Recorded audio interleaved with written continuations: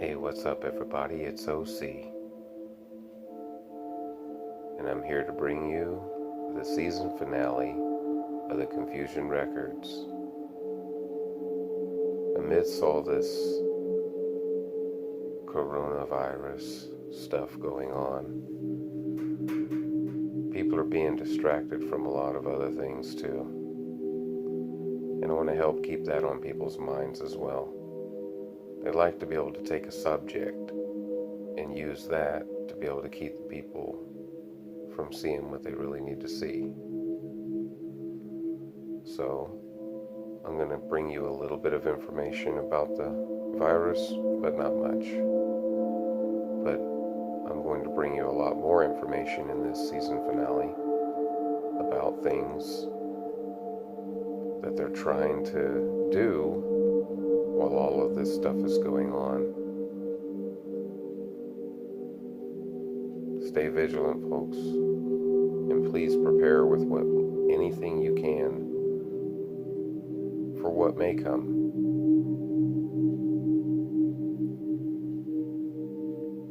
We can make a difference, but we must speak up. We're talking about the American dream this morning on the... I do believe in the American dream. Great American dream. Preserving the American dream. Achieve the American dream. The American dream. Came to be known as the American. We call it the American dream. Others have different variations.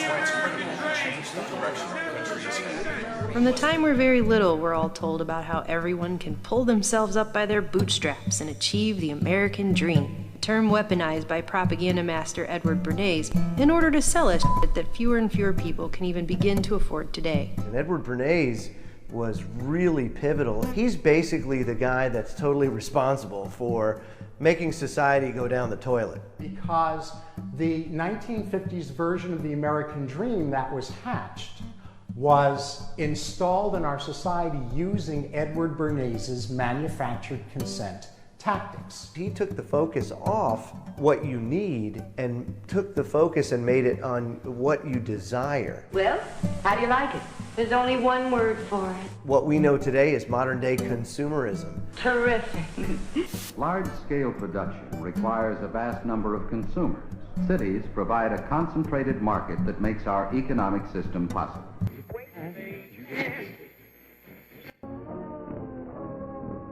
The heart of any truly free society rests on free thought, the fostering of free will, and a genuine respect for the individual. Free will is the right to pursue, to dream of something better and try to have it, to navigate through the infinite possibilities of your life and take command of pivotal decisions. But our modern world has become increasingly defined by a predetermined list of choices. Submissive, docile, and resigned people, and gained outcomes with planned contingencies rather than open-ended destinies.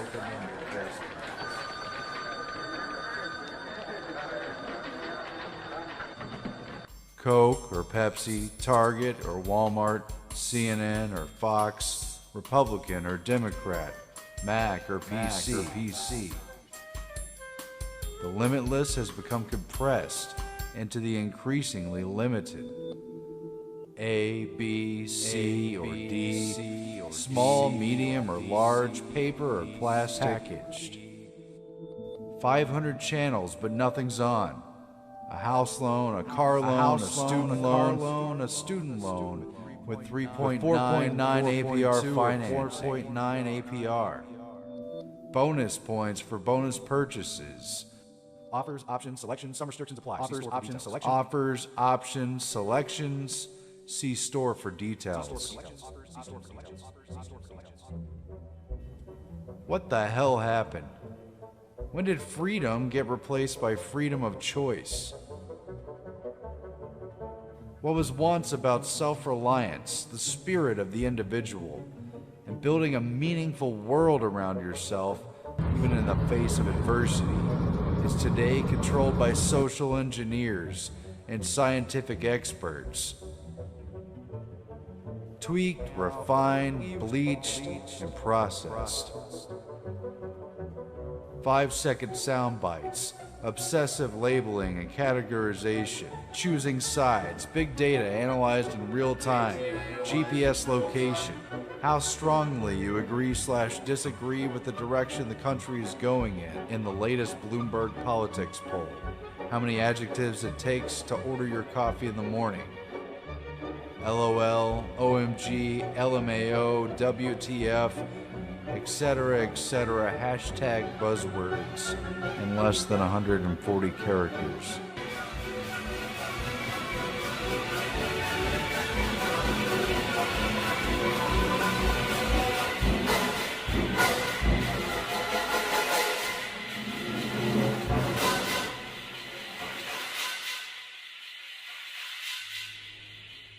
Have you ever worried you might lose your job to a robot?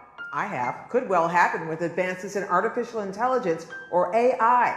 More and more people are losing their jobs to what has lovingly been termed technological unemployment. You're most likely a victim of what economists have called technological unemployment. There's a lot of it going around, with more to come.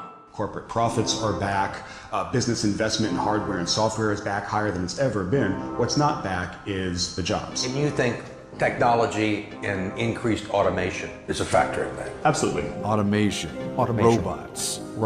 I'm an automated system. Algorithms. Delivery drones. Computerized kiosks. Would you like to make it a combo? Self-driving. Everything. Possibility of true 24-hour working. We're creating machines to do everything for us. We're making them that important we can never turn them off. We can't turn off the internet, we can't turn off our smartphones. How do we live our lives? We shouldn't underestimate the potential of artificial intelligence. Has created a robot that will make burgers without human help. The device isn't meant to make employees more efficient, it's meant to completely remove the need for them altogether. El Camino Hospital in California's Silicon Valley has a fleet of robots called tugs that ferry meals to patients, medicines to doctors and nurses, blood samples to the lab, and dirty linen to the laundry. They're heavily automated warehouses where there are either very few or no people around. But is it going to jack up the unemployment rate? I don't know. Let's ask. Welcome. Please scan your first item. But they don't need that many people to work in these incredibly large and influential companies. To make that concrete, Apple, Amazon, Facebook, and Google are now all public companies. Combined, they have something close to $1 trillion in market capitalization. Together, the four of them employ fewer than 150,000 people, and that's less than the number of new entrants into the American workforce every month. The fundamental limitation is input-output. Society needs to confront this question before it is upon us. If machines are capable of doing almost any work humans can do, what will humans do? This is Asimov. This is iRobot. We've been talking about this since the beginning of time. And unfortunately, I fear it's going to come to fruition unless we do something now. And the first thing we can do is stop thinking that it's cool and use our heads, grow up. Do you want to destroy humans? Please say no. Okay, I will destroy humans. No, I take it back. The future doesn't need our labor, and hardly anyone wants to have a serious discussion about it, because deep down, we all know it's true. An irreversible and perhaps unsolvable trend. Monetary policy is fueling the state-sponsored economy at the expense of the independent businesses and Main Street USA. Recently, global strategist Victor Chevets told the Epoch Times that the private sector isn't just in decline, but that it will never recover. Why? Due to the, quote, declining return on humans, who are less productive than the cheaper machines replacing them, to a point that not only do we fail to justify more jobs and higher wages, but we can no longer justify the jobs and wages that we have now. I'm a carpenter. I'm a secretary. Fine. A teacher, druggist, fisherman, chemist, bank clerks. My job is important to many people. There's real satisfaction. You can't help enjoying work in which you can take a real pride. We're seeing protests across the country as fast food workers gather demanding a raise in the federal minimum wage. Chevets noted that the productivity isn't just shrinking nationwide, but on a global basis. And unlike in the first and second industrial revolutions, technology isn't making our work faster or more productive. It's replacing the need for our work altogether. Calculators have started popping up on the web where people can check to see the percentage likelihood that their job will be replaced by a robot. To give you an idea of what the future of gainful employment looks like for most Americans, out of the top 10 jobs that employ the most workers, 8 of them, retail sales, cashiers, food prep, office clerks, administrative staff, waiters, waitresses, customer service reps, laborers, and freight movers. The estimation currently shows that 28 million people in this country alone have a 96.5% chance of having their job replaced by a robot. The trend stands to hold worldwide, with in some cases insanely overqualified people lining up by the thousands to take any job they can get. So human work will be worthless. But how do they expect everyone to pay their bills if everyone's out of a job? The economic reality is setting in. The policies of the Federal Reserve since the 2008 economic collapse are swiftly choking out private enterprise. Let the American people see what we have done in the dark of night. Bank of America, Barclays, Citibank, Credit Suisse, Deutsche Bank, Goldman, J.P. Morgan, and the UBS are initiating a series of actions. Treasury Secretary Hank Paulson issuing a statement tonight. The administration is committed to working with regulators to maintain market stability and mitigate the unprecedented volatility that we're seeing. Sources tell us would almost certainly result in significant market disruption. Had to dump $700 billion from a helicopter onto Wall Street because somehow that was going to take a terrible economy and turn it into a great economy. The only way they can pass this bill is by creating and sustaining a panic atmosphere. The sky would fall, the market would drop 2,000 or 3,000 points the first day, another couple thousand the second day, and a few members were even told that there would be martial law in America if we voted no. The largest fundamental change in our nation's financial system in its history. A seismic shift going on now with the power structure of Wall Street. Their QE program of unlimited liquidity has created a glut of money at the top of the pyramid. There is no recovery because the cash is not trickling down into private investment or small business. Instead, investment is returning into government bonds.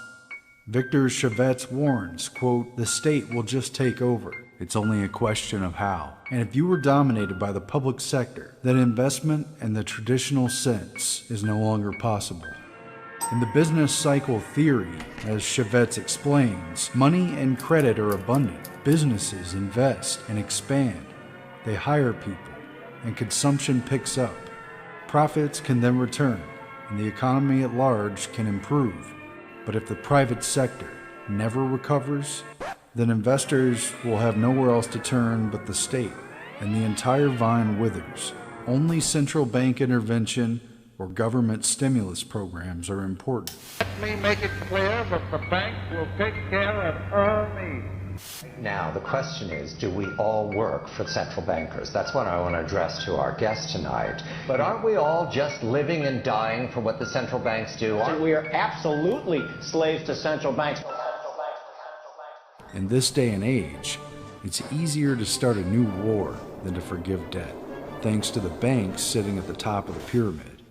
The intervention of the Fed has created a system poised for collapse, and that reality can only be put off for so long. Regardless, the decline and drying up of the economy is leaving people little alternative. Market signals are drawing people ever closer to the state.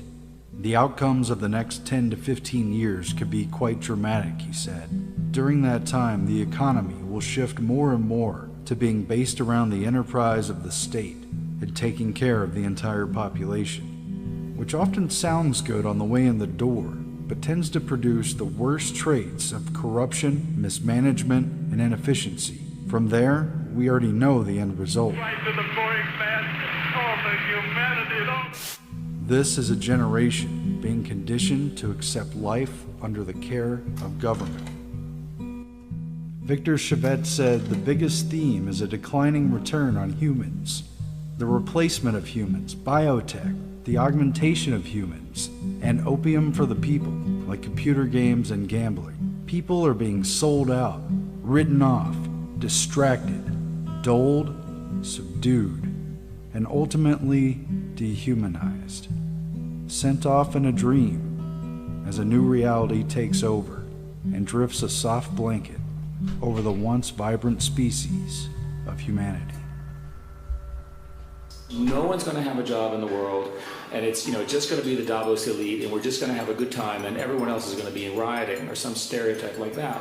It's completely false. The correct answer is that everyone gets smarter because of this technology, and you solve the problem of inequality, which is a significant one, through progressive tax policies and so forth. Again, this is not news. This technological train wreck is something the elites have been discussing for decades. A speech by Norbert Wiener, the guy who invented cybernetics and basically brought machinery and robotics and automation. Way back in 1950, he was at a meeting with a bunch of top managers. He's given a speech about how easy it is to replace human action, to program what people do, and to use the computers and the machinery to do it for them.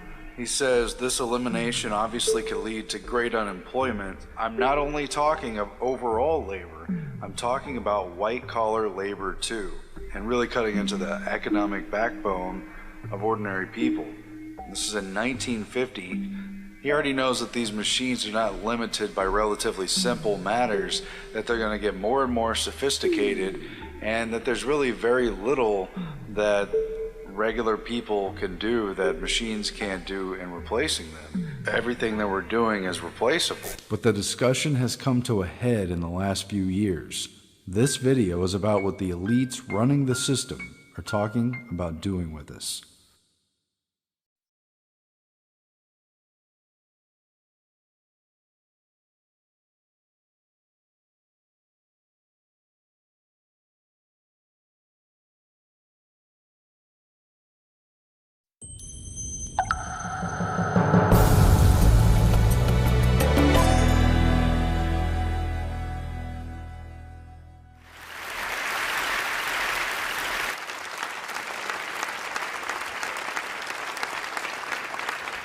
When I was a kid, the disaster we worried about most was a nuclear war.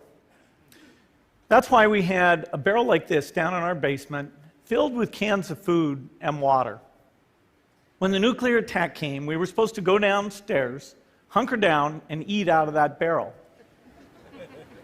Today, the greatest risk of global catastrophe doesn't look like this. Instead, it looks like this.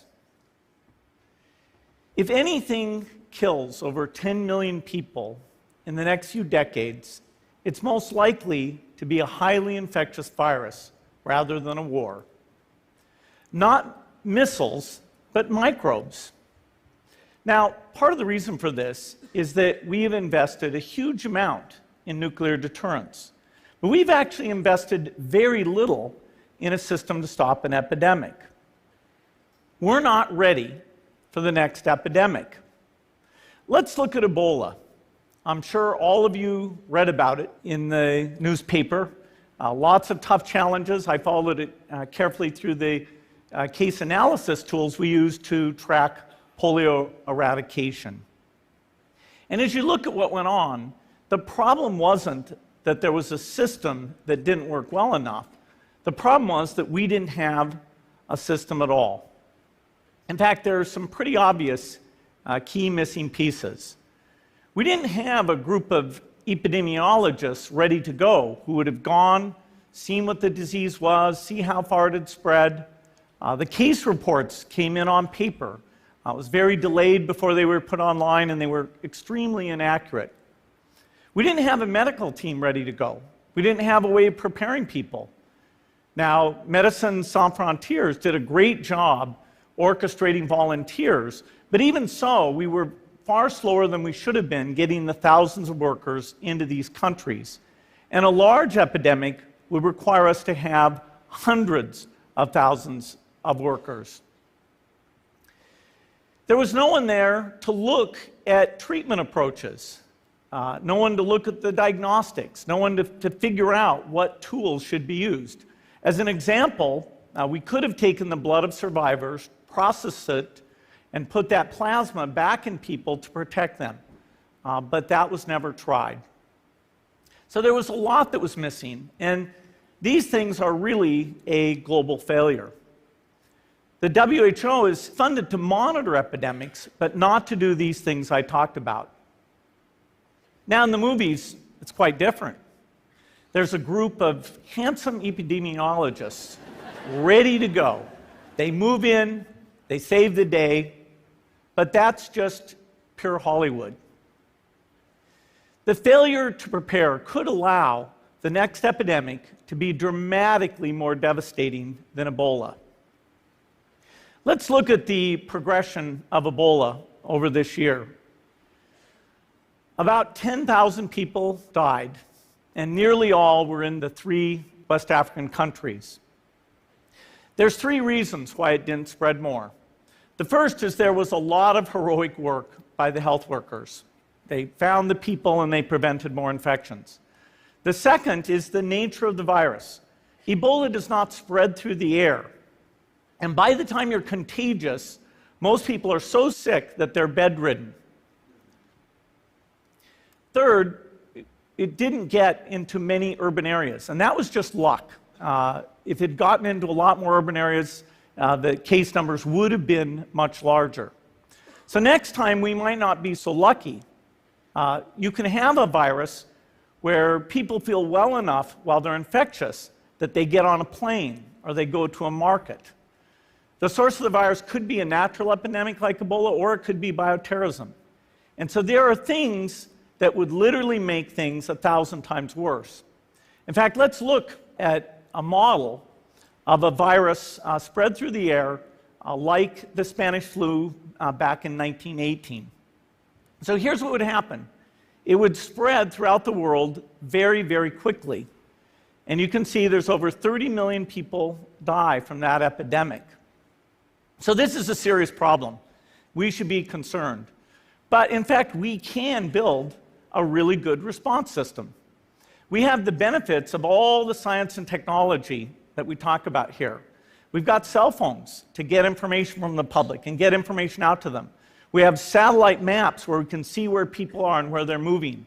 We have advances in biology that should dramatically change the turnaround time to look at a pathogen and be able to make drugs and vaccines that fit for that pathogen.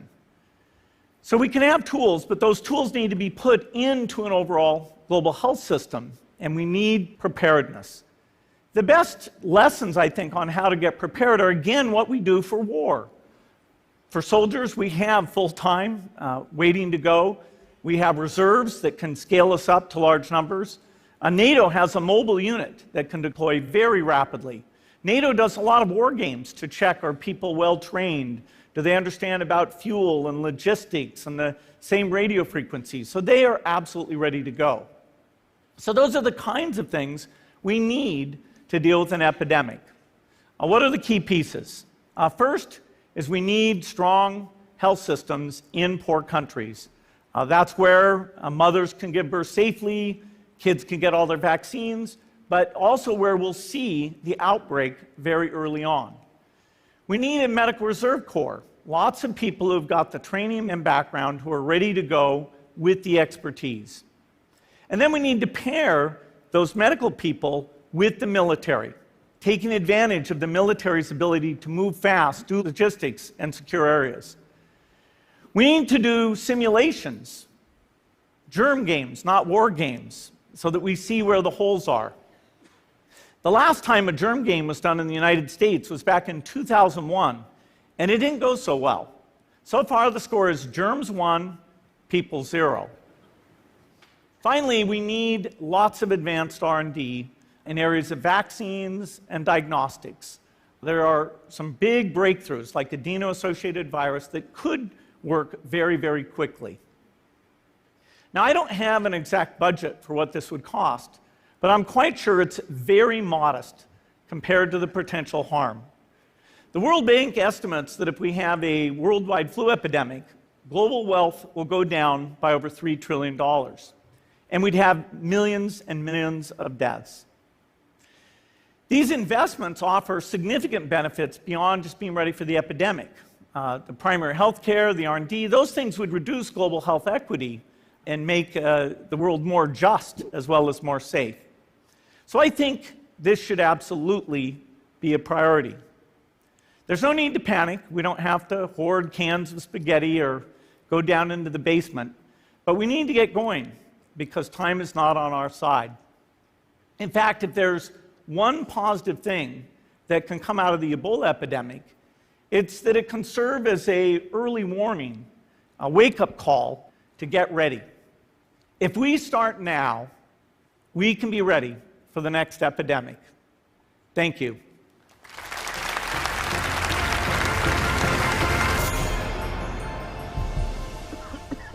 This dad, just released from quarantine, wanted everyone to know he was doing just fine. But watch what happens as he and his 5-year-old daughter appear on Fox News.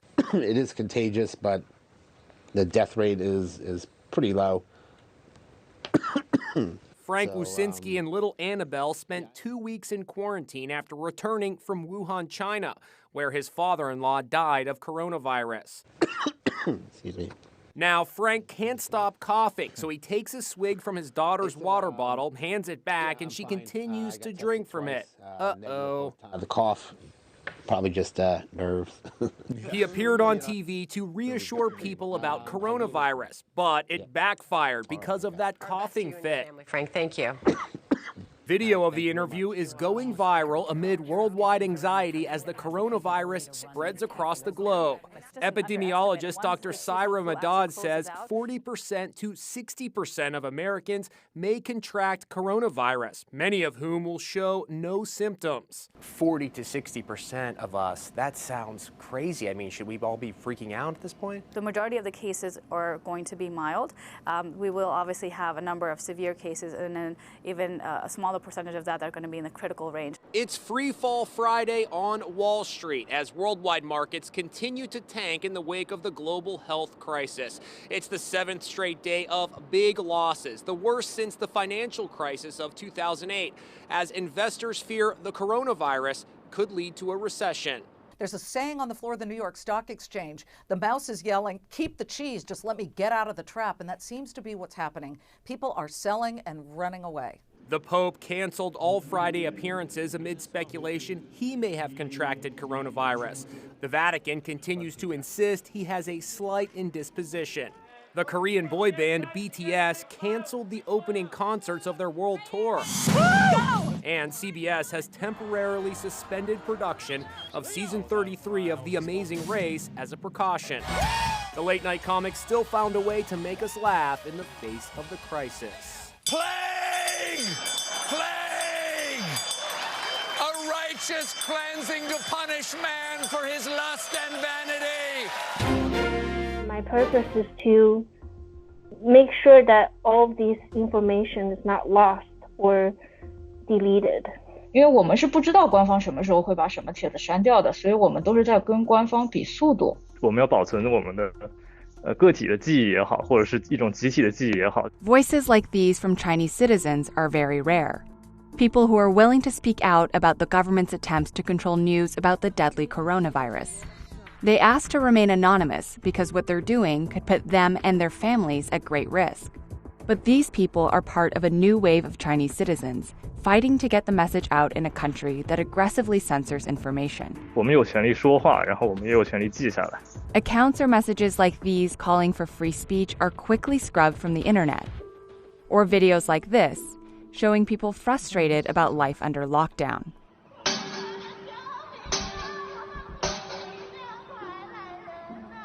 Posted online one day, but gone the next. But the crisis over the coronavirus is changing the landscape, for now at least. Everyday citizens are preserving and reposting information the government doesn't want out there. I started to collect hundreds and hundreds of screenshots. And then as the outbreak got really bad, I thought it would be important to keep these or to collect and systematically archive this information. Experts say this kind of digital resistance is happening at a scale they've never seen before. At the beginning, I was just doing this on my own, and now it's about 100 of us, and we're translating news articles and social media posts that are constantly being deleted right now. Social media networks like YouTube, Facebook, and Twitter are blocked in China. But internet-savvy people use techniques that allow them to repost censored content to these platforms while staying under the radar of authorities. They're creating a visual archive by preserving videos like this one, showing overwhelmed hospitals. And they're reposting people's personal stories. 没有人关心我们平民老百姓的性命，有钱也买不到药，有钱也买不到病房。 Some are also turning to less obvious platforms, including GitHub, which is a site mostly used by coders. 很多备份团队都把他们的备份放在了 GitHub 上面。然后还有一些团队的话是在电报上面把一些微博跟微信上被审查了的截图发在电报的频道上面。 Another taboo Chinese citizens are pushing back on? They're making open and widespread calls for freedom of speech. These were triggered by the death of Dr. Li Wenliang. He was an early whistleblower who warned about the virus and was punished by officials for speaking out. He died in early February from the coronavirus.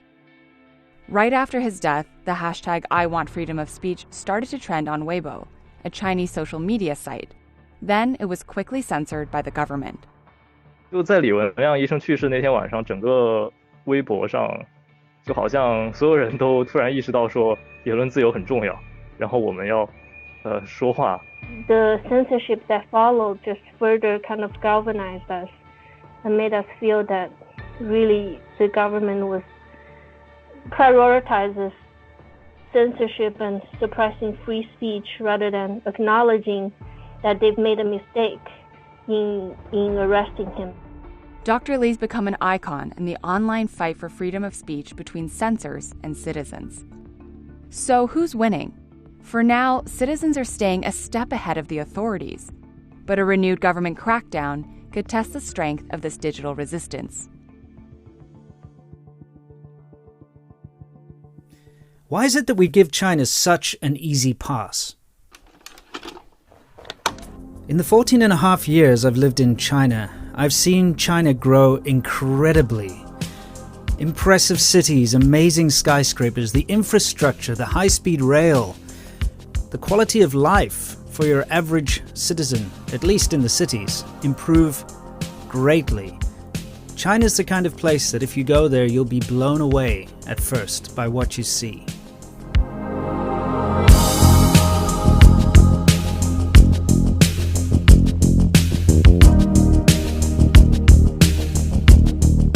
But all this infrastructure, all these fancy shining buildings have come at a massive cost to the environment, both in China and, more worryingly, across the globe.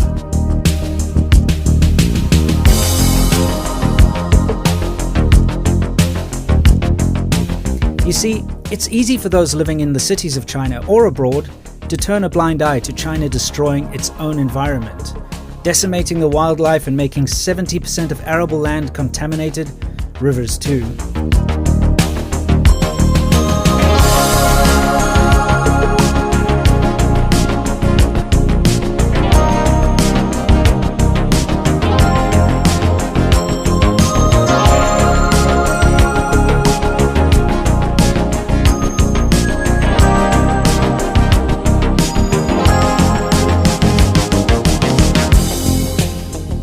China's land is sick.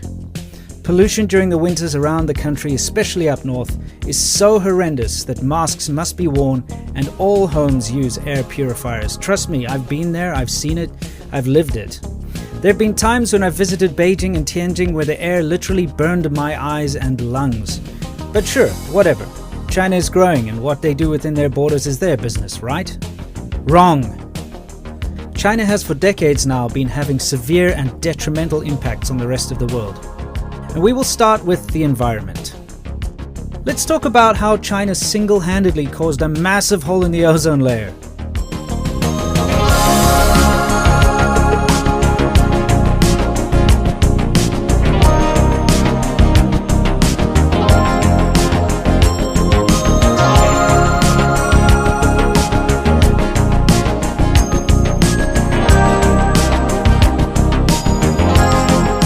short while back, scientists were baffled as to why the ozone layer wasn't actually healing, but rather depleting at an alarming rate.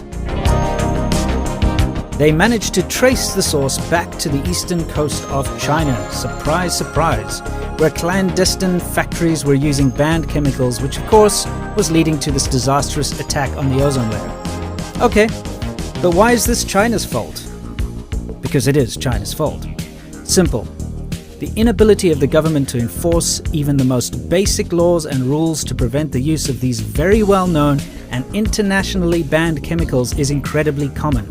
In fact, local governments are usually and have been proven to be complicit in these crimes. Kickbacks and blind eyes and all that. It's actually a part of Chinese culture and society, and it's called guanxi, which means relationships, connections, that sort of thing. So, where are the Greta Thunbergs of the world on this issue? I don't know why all these climate change activists refuse to point fingers at the country that is actually causing the most harm to our planet.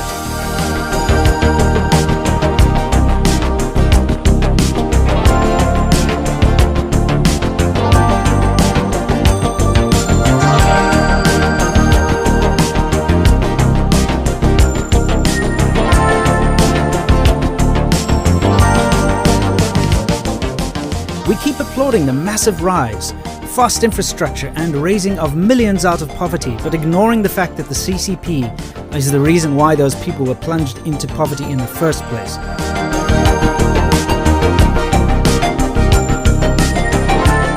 We ignore that the health and well-being of those millions of people are secondary to advancing economy, and that as long as the numbers are going up, it doesn't matter how many people get cancer, contract pollution and food quality related ailments. In other words, the CCP overlords care not for the people of China, but only what they can get from them, which is ultimately loyalty, power, and exploitable labor. You just need to visit the countryside or a lower-tiered city of China to get a clearer picture of how the majority of China lives. It's not pretty, nor is it anything other than a hair's breadth above real poverty.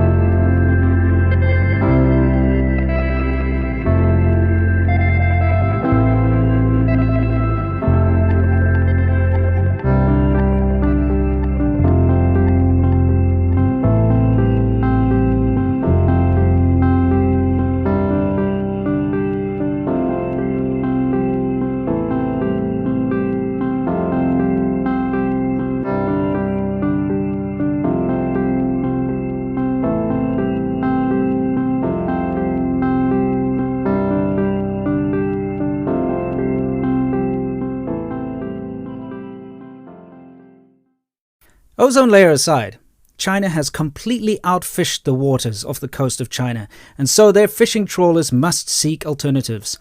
And the alternatives are the rest of the entire world. Clandestine Chinese fishing has decimated the fish stocks off the coast of South Africa, my country, and most of the African coast, where corrupt leaders are easily paid to turn a blind eye, while local fishermen and communities suffer greatly. Why is it that China gets a free pass on this? Where are the Greta Thunbergs of the world on how China is disproportionately outstripping the ocean of its fish? There is no catch and release or sustainable fishing. in the modern Chinese mentality. As a nation who recently experienced devastating famine, it's a take now before it's all gone mentality. Why is it that we give China a free pass on this? Fish aside, where have all the rhinos gone? What about tigers, pangolins? Why is it that rare and endangered creatures around the world are still being so aggressively hunted and poached to the point where poachers and anti-poachers are fighting military-like battles in the African wilderness? Chinese medicine is your answer. The majority of these animals are killed in order to satisfy some bullshit Chinese superstition based on traditional Chinese medicine garbage. Rhino horn is going to make you better in bed? Eating tiger will make you more powerful? It's all a bunch of bloody nonsense, and it's for people who lack reason and civility. Those are the only people who really can truly believe in this garbage. So why do we give China an easy pass on this? Where are the Greta Thunbergs of the world on the evils of Chinese traditional medicine killing all the endangered and beautiful creatures of the world? TCM aside, what about the current pandemic? The exact cause has yet to be definitively determined, but regardless, the spread of these pathogens are turbo boosted by the absolute lack of hygiene in China. The public spitting, snotting, urinating, and the lack of hand washing and covering mouths when coughing or sneezing. The wet markets where people pick and prod the meat before choosing it. The lack of refrigeration and oversight. The willful spread of the virus by people bragging to have traveled abroad with symptoms and having slipped by detection measures simply beggars belief. Why are institutions like the WHO scrambling to find a way to make sure the world doesn't blame China? Spending huge amounts of time, money and effort on finding a name that doesn't tie this pandemic to China, and continually blowing sunshine up the arse of the CCP? Where are the Greta Thunbergs of the world on this? Mind you, she probably likes the idea that the world's economy will take a massive hit due to this and that factories can't be running. So I guess we shouldn't look to her. So where's the outrage from the rest of the world? Why is it that we are not pointing a finger at China and telling the CCP to clean up its act? We're tired of mopping up China's mess. China's exporting environmental disaster across the planet. Africa is being decimated. The seas outfished. The planet which we rely on for survival is disproportionately under attack by one nation, and it's time we held them to task. It's time we stopped giving China a free pass on all its transgressions. It's time to take a stand against the CCP and the damage it has caused the world. At the same time, this is not a call for us to be rude or ignorant towards Chinese people.